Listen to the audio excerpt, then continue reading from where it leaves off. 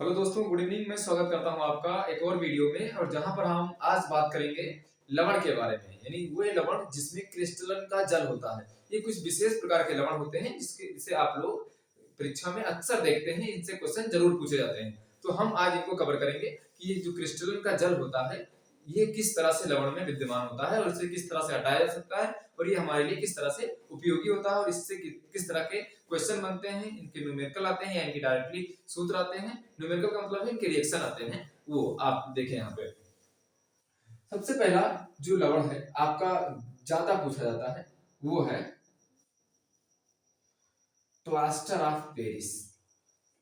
Plaster of Paris, इसे plaster of Paris क्यों कहते हैं? क्योंकि ये जो प्लास्टर क्यों कहते हैं, क्योंकि ये सफेद प्लास्टर की तरह होता है। और ये जब हड्डियां टूट जाती हैं या फिर किसी भी शल्य चिकित्सा में शरीर की किसी भी अंग की हड्डियां जोड़ने में इनका यूज किया जाता है। जो प्लास्टर चढ़ता है ना, वही सामान्य रूप से देखा जाने वाला जो यौगिक होता है वो होता है प्लास्टर ऑफ पेरिस। तो ये प्लास्टर की तरह से होता है, सफेद होता है, इसीलिए इसको प्लास्टर कहा जाता है। ये पेरिस में पाया जाता है। फ्रांस में एक शहर है, इसका नाम है पेरिस, वहां पर यह पाया जाता है, इसीलिए बोला जाता है प्लास्टर ऑफ पेरिस, यानी पेरिस का प्लास्टर। इसका जो फॉर्मूला होता है वो होता है CaSO4 into half time H2O।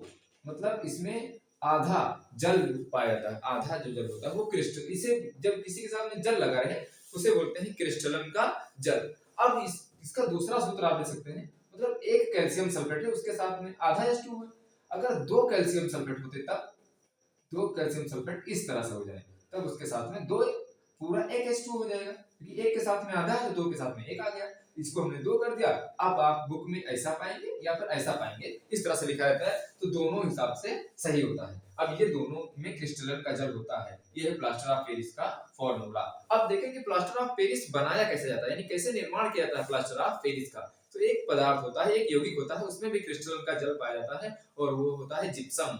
Gypsum में दो क्रिस्टलन का जल होता है। अब जिप्सम का फॉर्मूला भी होता है, हम लिखे यहाँ पर जिप्सम, दूसरा जिप्सम, और जिप्सम का सूत्र होता है CaSO4 इंटू 2 टाइम H2O। मतलब दो जल के अणु उसमें मौजूद होते हैं, तो जिसमें जल के अणु मौजूद होंगे मैंने बताया उसे बोलेंगे क्रिस्टलन का जल। तो ये क्रिस्टलन के जल का लवण है, यानी लवण का सूत्र है। अगर आपसे पूछ लिया जाए कोई दो सूत्र ऐसे बताइए जिसमें क्रिस्टलन का जल होता है, तो आप बता सकते हैं जिप्सम, इसका सूत्र CaSO4 इंटू 2 टाइम H2O, और एक बता सकते हैं प्लास्टर ऑफ पेरिस, इसको POP भी कहते हैं, यानी plaster of Paris, P plaster of Paris, इसमें आधा H2O पाया जाता है।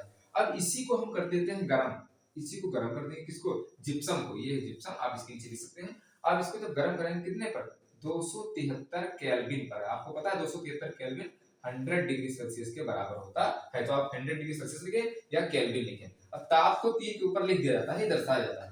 अब आप देखिए इससे निकल जाता है जल कितना, CaSO4 इंटू हाफ H2O बचता है, और प्लस 1/2, सॉरी 1/2, मतलब 1.5 H2O आपका निकल जाएगा। यहाँ पर हम इसको यहाँ पर आ नहीं रहा, यहाँ पर नीचे H2O निकलेगा, वो एक सही 1/2 यहाँ पर।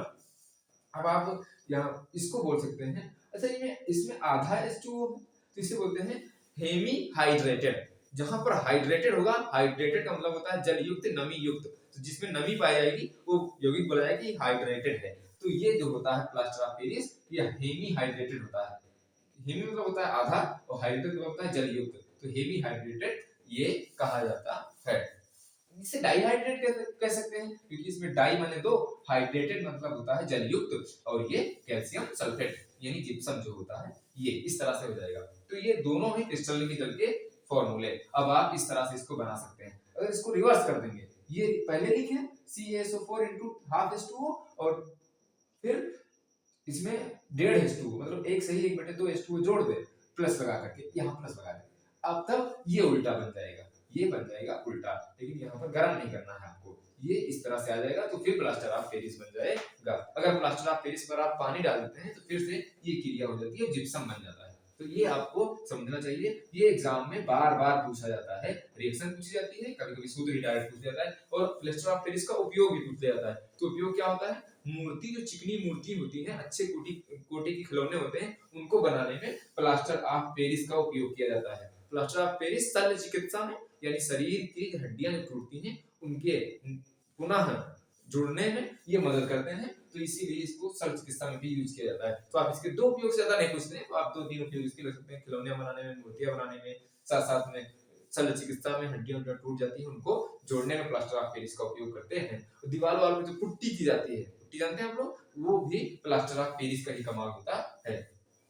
अब देखिए जो क्रिस्टल का जल और किसमें मौजूद होता है, तो आप एक पढ़ेंगे CuSO4 इंटू कितना H2O 5H2O, ये होता है, इसे कहते हैं कॉपर सल्फेट, और इस कॉपर सल्फेट में कितने 5 H2O होते हैं, इसीलिए इसको बोलते हैं। अब देखो इसमें जब जल मौजूद होता है, जल निकाल देंगे, अगर इसको गर्म कर देंगे तो ये जो सूखा सूखा विलयन बचेगा, इससे बोलेंगे ये हो जाएगा कॉपर सल्फेट, और ये कॉपर सल्फेट बिना रंग का होगा। लेकिन अगर इसमें नमी है, जल पाया जाएगा, तो ये नीला हो जाएगा, इसीलिए इसको बोलते हैं नीला थोथा। ये है नीला थोथा, ये नीला थोथा का सूत्र होता है। कॉपर सल्फेट होता है, 5 H2O होते हैं, तो नीला थोथा होगा। अगर CuSO4 है तो ये सिर्फ ओनली एंड ओनली कैसा होगा, सफेद होगा, क्योंकि जल निकल जाएगा तब। तो ये नीला थोथा भी क्या है, क्रिस्टलन का जल होता है। कितने कभी पूछ लेता है, एक पेपर में जो PCS के पेपर में पूछा गया था कि इसमें क्रिस्टलन के जल कितने होते हैं, तो क्रिस्टलन के जल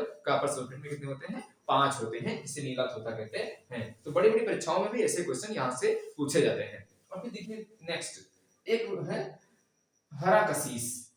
हरा कशीस ये क्या है, यानी इसका सूत्र क्या होता है, और कितने H2O पाए जाते हैं, ये होता है FeSO4, यानी फेरस सल्फेट, इसमें होता है इंटू 7H2O, ये हो जाएगा हरा कशीस, यानी 7H2O इसमें पाया जाता है। तो इस तरह से आप इसको बोल सकते हैं।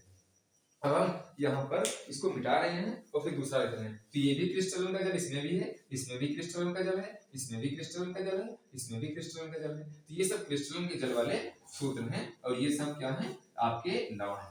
ओके, अब हम लोग बढ़ते हैं थोड़ा से आगे।